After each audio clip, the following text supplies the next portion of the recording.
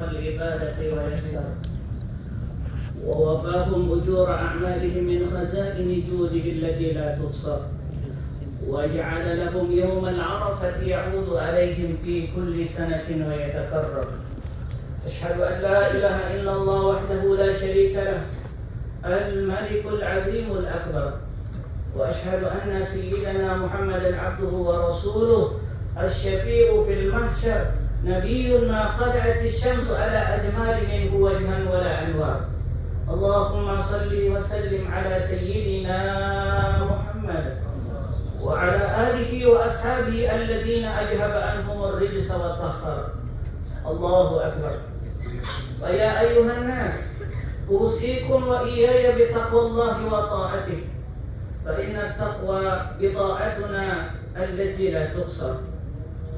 Hadirin kaum muslimin dan muslimat kamu Allah yang dimuliakan olehnya. Tidak ada nasihat yang paling berharga kecuali nasihat mengajak kepada hamba-hamba Allah agar senantiasa bertakwa kepadanya. Karena takwa merupakan kompas kehidupan agar senantiasa kita berada di jalan Allah. Semoga kita menjadi orang-orang yang muttaqin di sisi Allah Subhanahu wa taala. Seorang ahli hikmah bercerita. Diceritakannya dalam sebuah catatannya. Katanya, ada seorang ayah terlambat pulang dari bekerja dengan kondisi yang amat lelah. Sesampainya di rumah, ia mendapati anaknya yang berusia 5 tahun menunggu di depan pintu. Biasanya sang anak sudah lelap ketika ia pulang bekerja dan baru bangun ketika ia akan bersiap berangkat ke kantor di pagi hari. Si anak berkata kepada si ayah, "Ayah, bolehkah saya bertanya kepadamu?" Sang ayah sembari menjawab, "Tentu saja wahai anakku, apa itu?" Si anak berkata, "Ayah, berapa penghasilan ayah dalam 1 jam?" Si ayah menjawab, "Memang kenapa nak?" Si anak mengatakan, "Aku cuma ingin tahu saja ayah. Bisakah ayah memberitahuku berapa penghasilan ayah?" Ayah berkata, "Sekitar 100.000 rupiah per jam anakku." Si anak mengatakan, "Ayah, bolehkah saya pinjam uangmu 50.000 rupiah saja?" Ayah menjawab, "Sudah malam nak, buat apa minta uang malam-malam begini? Sekarang kamu tidur saja. Ayah telah bekerja seharian dan ayah teramat lelah hari ini." Si anak ingin meminta, Si anak ingin meminta untuk ayahnya mengabulkan. Permintaannya ditolak si ayah. Lalu dengan bahasa yang tinggi, si ayah mengatakan, "Sudah, sekarang kamu tidur saja," dengan suara yang agak tinggi. Anak laki-laki itu tertunduk diam dan beranjak pergi ke tempat tidurnya sambil meneteskan air mata. Sang ayah nampak menyesali ucapannya, dan tak lama kemudian dia menghampiri anaknya. Ayah berkata, "Maafkan ayah nak, ayah telah melewati hari yang melelahkan. Ini uang yang kamu minta." Anak berkata, "Terima kasih ayah." Sambil terisak-isak sang anak menerima uang ayahnya dan menggabungkannya dengan uang yang ia punya, kemudian menghitungnya sedikit demi sedikit. Melihat demikian, si ayah mengatakan, "Nak, kalau kamu sudah punya uang, kenapa kamu minta uang lagi denganku?" Si anak menjawab, "Karena uangku tidak cukup ayah. Sekarang saya punya uang 100.000. Bolehkah aku membeli waktumu 1 jam saja ayah? Pulanglah lebih cepat besok, mohon ayah. Karena kita sudah lama tidak makan bersama. Ayah sering meninggalkanku dengan nenek dan kakek. Aku ingin bersamamu ayah." Sang ayah tak bisa berkata-kata, ia terdiam sambil memeluk anaknya dan menangis. Sang ayah berkata, "Maafkan ayahnya." Ini adalah kata-kata hikmah yang tertulis di dalam kitab Al-Lataif. Hadirin tamu Allah yang dimuliakan, ini adalah sebuah cerita yang banyak dialami oleh kita. Sebenarnya apa yang menjadi alasan kita untuk bekerja sangat keras? Demi keluarga atau demi uang yang banyak? Seringkali kesibukan membuat kita lupa apa yang sebenarnya penting dalam hidup. Dan di antaranya yang amat berharga adalah kehidupan kita, yaitu kematian pengabdian kita kepada Allah Subhanahu wa taala. Dengan kondisi seperti itu sebenarnya kita tidak sadar bahwa kita telah terkena penyakit hati. Hari ini adalah hari Arafah, hari yang didambakan seluruh hamba Allah. Semua orang ingin berada di tempat ini, bermunajat, ingin curhat dan sangat ingin menyampaikan apa saja yang dikehendakinya. Sangat terasa hari ini perbedaan hamba dan sang Khalik. Hari ini berjalan atas takdir Allah dan panggilannya. Kita semua hari ini dipanggil oleh Allah untuk datang ke tempat ini sebagai wujud kebesaran Allah mengumpulkan hamba-hambanya dalam satu tempat. Nampaklah di mata kita secara zahir akan kuasanya. Lantunan talbiyah teriring di lisan kita. Labbaik Allahumma labbaik, labbaik la syarika laka labbaik, innal hamda wan ni'mata laka wal mulk la syarika lak. Ya Allah, aku datang memenuhi panggilanmu ya Allah. Ya Allah, aku datang memenuhi panggilanmu ya Allah. Aku datang memenuhi panggilanmu ya Allah. Tiada sekutu bagimu ya Allah. Aku datang memenuhi panggilanmu. Sungguh segala pujian, nikmat dan segala kekuasaan adalah milikmu. Tiada sekutu bagimu ya Allah. Semua kita berkumpul dengan pakaian putih tanpa ditambah atribut apa-apa. Kita hari ini menyadari bahwa pujian, kenikmatan, kekuasaan hanyalah milik Allah semata. Dunia yang kita kejar sekarang ini rupanya tidak ada apa-apanya dengan kelezatan yang dirasakan hari ini memahami sebagai status seorang hamba-Nya Allah Subhanahu wa taala. Hadirin kaum muslimin dan muslimat, hari Arafah diartikan oleh banyak ulama adalah hari pengenalan diri. Sebagaimana makna Arafah secara bahasa, meyakini, mengenali dan mengetahui. Nabi Adam terpisah dengan istrinya, beliau dengan sebab kesalahan yang dilakukan, dan kemudian diturunkan di muka bumi ini beratus-ratus tahun munajat meminta ampun kepada Allah, mengakui perbuatan zalim beliau agar ditemukan kembali dengan istri beliau, dan akhirnya beliau bertemu di tempat ini, sehingga tempat ini dinamakan Arafah karena menyadari kuasa Allah menemukan kembali dengan pasangan beliau. Nabi Ibrahim bermimpi menyembelih putra kesayangannya. Berkali-kali ia bermimpi dan keyakinan Nabi Ibrahim memuncak bahwa itu adalah permintaan Allah di malam ke-10 Zulhijjah. Di malam 10 Zulhijjah, di tanggal 9 Zulhijjah, lalu disebut namanya hari Arafah karena Nabi Ibrahim meyakini bahwa hari itu dari Allah Subhanahu wa taala. Bahkan seluruh sisi di tanah Arab ini tidak lepas dari perjuangan Nabi Allah Ibrahim alaihissalam. Sebuah riwayat menceritakan Nabi Ibrahim usia beliau mencapai 86 tahun. Istrinya Sarah juga berusia lanjut, mungkin barangkali tidak mungkin untuk mendapatkan anak. Nabi Ibrahim tidak bosan-bosannya berdoa agar diberikan anak saleh yang dapat melanjutkan perjuangan menegakkan kalimat tauhid. Alangkah sedih dan pilunya perasaan Sarah. Dengan ikhlas hati ia pun menganjurkan suaminya Ibrahim untuk menikah lagi dengan pelayannya sendiri yang bernama Sayyidah Hajar. Hajar adalah seorang perempuan mulia. Beliau baik budi pekertinya dan lurus hatinya. Ia adalah sebenarnya putri penguasa Mesir yang dihadiahkan oleh raja kepada Nabi Ibrahim. Setelah perkawinannya Nabi Ibrahim, Hajar diberikan kehamilan dan melahirkan. Lalu diberikanlah anak itu bernama Ismail. Ketika Hajar hamil, Sarah sujud kepada Allah, gembira karena suaminya akan mendapatkan keturunan. Dan ketika Ismail lahir, Sarah lahir pertama menggendong dan mengangkat bayi tersebut, kemudian menyerahkannya dengan penuh kasih sayang kepada suaminya Ibrahim. Sarah berkata, Ibrahim suamiku, ini adalah anakmu. Hadirin yang dimuliakan oleh Allah Subhanahu wa taala.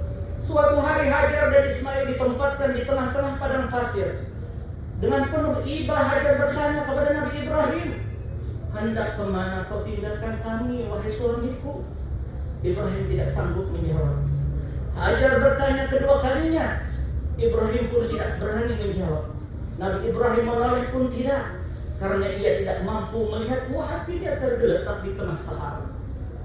Akhirnya kali ketiga Hajar bertanya, suamiku, Apakah Allah yang memerintahkan semua ini kepadamu, wahai Nabi Ibrahim? Nabi Ibrahim lalu menjawab, iya, ini adalah perintah Allah Subhanahu wa Ta'ala. Mendengar hal ini, Hajar menjadi tenang. Biar maut mengelilingi dirinya, ia tetap menerima dengan dada yang lapang. Karena perintah Allah harus ditegakkan, meskipun memerlukan pengorbanan yang besar. Ia pun berkata, kalau Allah yang menghendaki semua ini, Dia tidak akan menyia-nyiakan kepada kami. Hajar dan Ismail sebenarnya ditempatkan di tanah pilihan Allah dekat reruntuhan rumah tua Al-Bait, rumahnya Allah yang dibangun oleh Nabi Adam alaihissalam jauh sebelumnya, yaitu di pegunungan Paran atau bukit Safa dan Marwah. Ibrahim berangkat meninggalkan keduanya.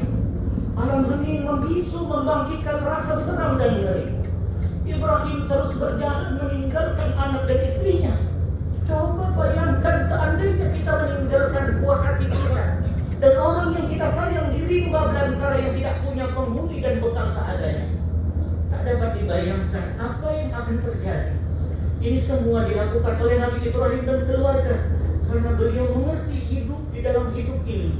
Beliau menjadi seorang hambanya Allah Subhanahu wa Ta'ala. Di kejauhan Nabi Ibrahim mengangkatkan tangan berdoa, Rabbana inni askantu min dzurriyyati biwadin ghairi dhi dhar'in inda baitikal muharram. Rabbana liyuqimus salata faj'al af'idatan minan nasi tahwi ilaihim warzuqhum minats thamarati la'allahum yashkurun. Ya Allah, Tuhan kami, sesungguhnya aku telah menempatkan sebagian keturunanku di lembah yang tidak mempunyai tanam-tanaman di dekat rumah Engkau Baitullah yang dihormati. Ya Allah, yang demikian itu agar mereka mendirikan salat. Maka jadikanlah hati sebagai manusia cenderung kepada mereka, dan berilah rezeki kepada mereka dari buah-buahan. Mudah-mudahan mereka bersyukur. Surah Ibrahim ayat 37. Hadirin yang dimuliakan oleh Allah Subhanahu wa Ta'ala, ketahuilah ujian dan pengorbanan Nabi Ibrahim berlanjut guna mendapatkan ridha Allah dalam status menjadi hamba Allah Subhanahu wa Ta'ala. Sepeninggal Nabi Ibrahim, alam hening membisu. Beberapa waktu kemudian bekal habis dan air tidak tersisa. Panas terik pun membara, sebagaimana Bapak Ibu rasakan di Arafah ini. Sang bayi menangis meronta-ronta. Air susu pun sang ibu sudah kering.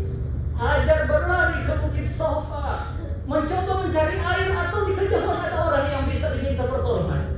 Sejauh mata memandang, lautan padang pasir yang membentang luas, hanya langit yang biru yang menghentikan pandangan mata.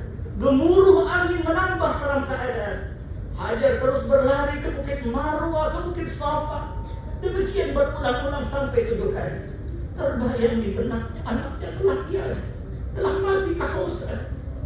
Ia pun berupaya menengoknya, tetapi di luar kesadaran, perkiraan tempat sang bayi basah dengan air, dan air terus bertambah banyak. Hajar pun berkata, Zammi, Zammi, Zammi, Zammi, berkumpul, berkumpul. Itulah cerita jam-jam yang kita rasakan sekarang ini. Adalah bagian dari pengorbanan Nabi Ibrahim agar mencapai derajat ketakwaan kepada Allah, menjadi seorang hamba. Kaum muslimin dan muslimat yang dimuliakan Allah, seorang hamba senantiasa diuji oleh Sang Pencipta. Ibrahim dan keluarga masih berlanjut ujian di tempat ini. Beliau kembali menemui anaknya. Ternyata ranah dan tanah yang sebelumnya sepi tak berpenghuni kini telah menjadi sebuah negeri. Ini adalah jawaban Allah Rabbul Jalil dari doa Nabi Ibrahim. Sekarang Ismail sudah besar. Alangkah senangnya Ibrahim. Tetapi ternyata ujian Allah kembali datang. Nabi Ibrahim bermimpi menyembelih putranya berkali-kali. Dan di hari Arafah ia merasa yakin bahwa itu adalah perintah Allah. Lalu ia putuskan untuk merayu kepada putranya. Al-Quran dengan indah mengatakan, Falamma balagha ma'ahu as-sa'ya qala ya bunayya inni ara fil manami anni adbahu anzur madza tara. Qala ya abati if'al ma tu'mar satajiduni insyaallah minas sabirin. Nabi Ibrahim berkata, anakku Ismail, sesungguhnya aku bermimpi bahwa aku menyembelihmu.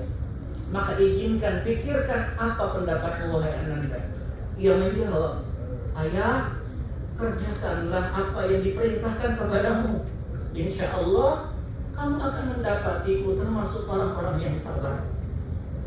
Ibrahim dan Ismail berangkat ke sebuah tempat yang bernama Mina, tempat pencapaian harapan. Mina, Nailul Muna, Mina, tempat pencapaian harapan. Keduanya sudah siap untuk melaksanakan perintah Allah. Ismail siap mencari ridha Allah, menjadi seorang hamba dengan mengorbankan sesuatu yang paling berharga di dalam jiwanya, yaitu nyawanya.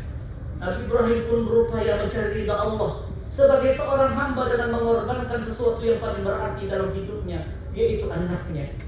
Anak yang selama ini dia harapkan dan dia dambakan. Rupanya iblis berkali-kali menggoda dan menghalanginya, tetapi semua itu tidak menjadi penghalang Nabi Ibrahim dan Ismail untuk melaksanakan perintah Allah.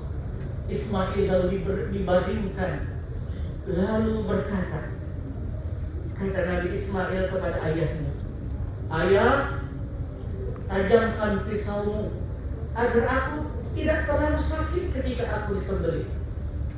Ayah, ikat tangan dan kakiku agar tidak menyulitkan ayah untuk melaksanakan perintah Allah.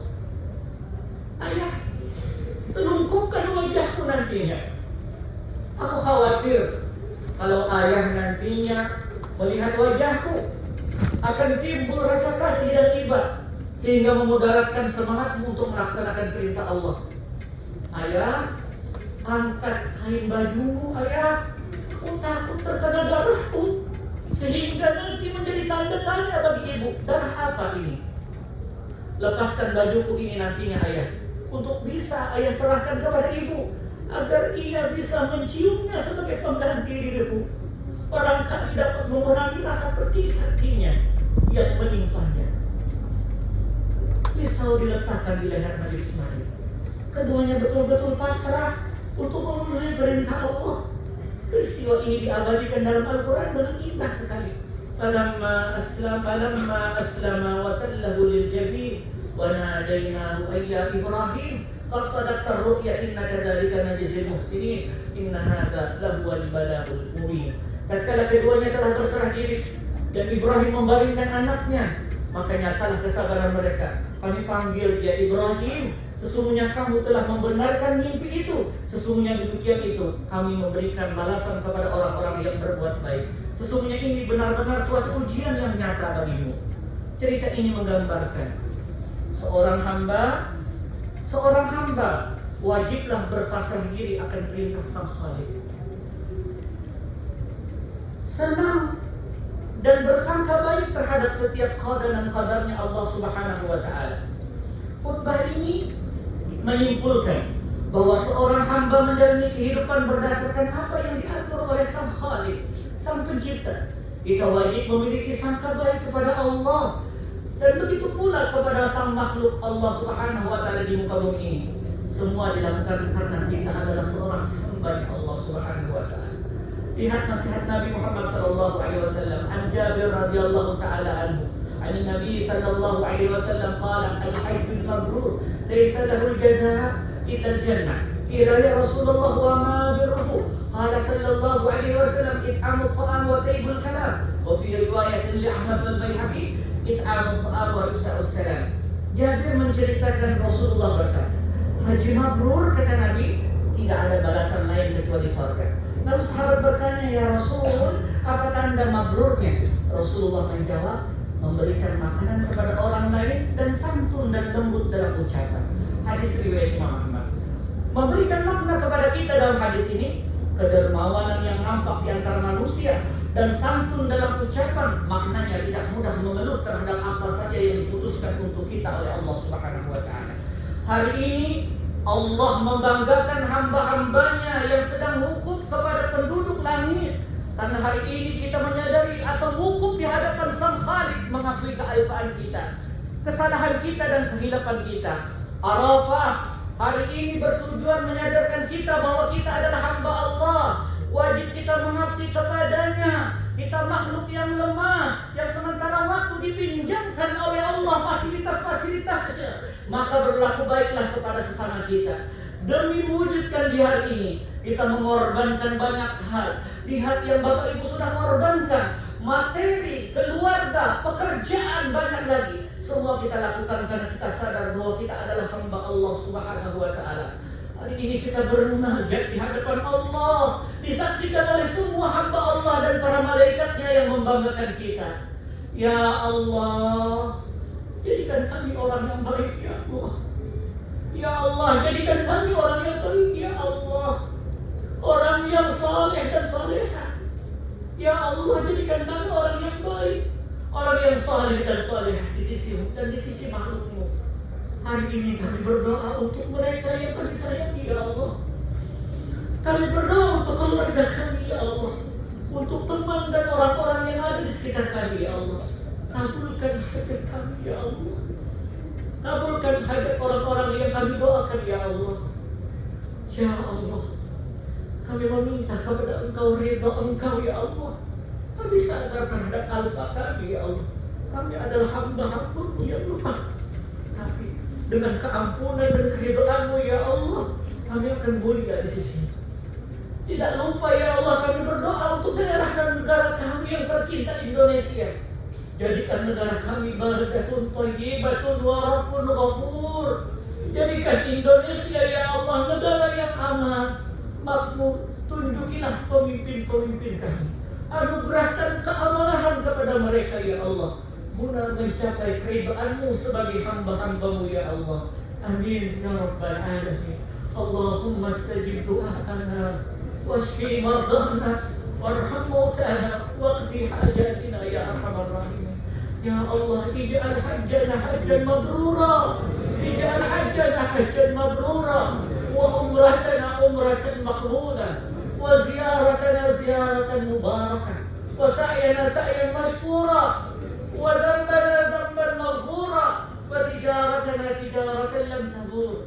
Ya alim ma fi sudur, ya alim ma fi sudur, akhrijna min adh-dhulumati ila an-nur.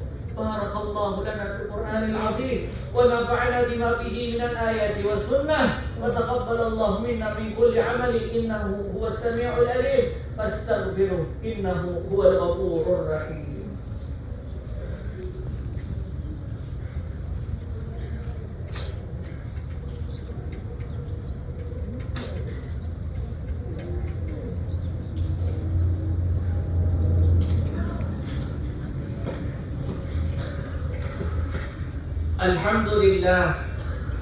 الحمد لله رب العالمين الذي بنعمته تتم الصالحات وبعفوه تغفر الذنوب والسيئات وبكرمه تقبل العطايا والقربات وبلطفه تستر العيوب والزلات. أشهد أن لا إله إلا الله وحده لا شريك له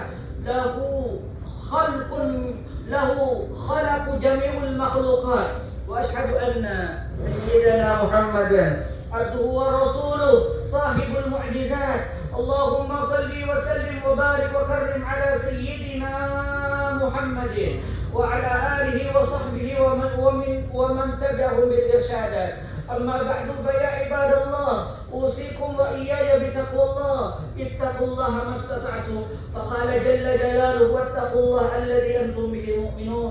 وقال سبحانه وتعالى إن الله مع الذين اتقوا والذين هم محسنون. واعلموا أن الله أمرنا بأمر بدا فيه بنفسه وثنى بملائكة المسبحة بقدسه. وقال جل جلاله إن الله وملائكته يصلون على النبي يا أيها الذين آمنوا صلوا عليه وسلموا تسليما. اللهم صل على سيدنا محمد صلاة على المختار ما طلعت شمس النهار وما قد شعث القمر. ثم الرضا عن أبي بكر خليفته من قام من بعده للدين ينتصر. وعن أبي حفص الفاروق صاحبه من كونه الفصل في أحكامه عمر. وجد عثمان ذي النورين من كملت له المحاسن في الدار والظفر. كذا سيدنا علي مع كل أصحاب رسول الله أهل العبا كما قد جاء الخبر. اللهم يا ربنا اغفر لنا وللمسلمين والمسلمات، اغفر لنا وللمسلمين والمسلمات والمؤمنين والمؤمنات الأحياء منهم والأموات إنك سميع قريب مجيب الدعوة. يا قاضي الحاجات، يا كافي المهمات، يا دافع البليات برحمتك يا أرحم الراحمين. اللهم إنا نسألك بأسمائك الأعظم الذي إذا سألنا به أعطيت وإذا دعينا به أجبت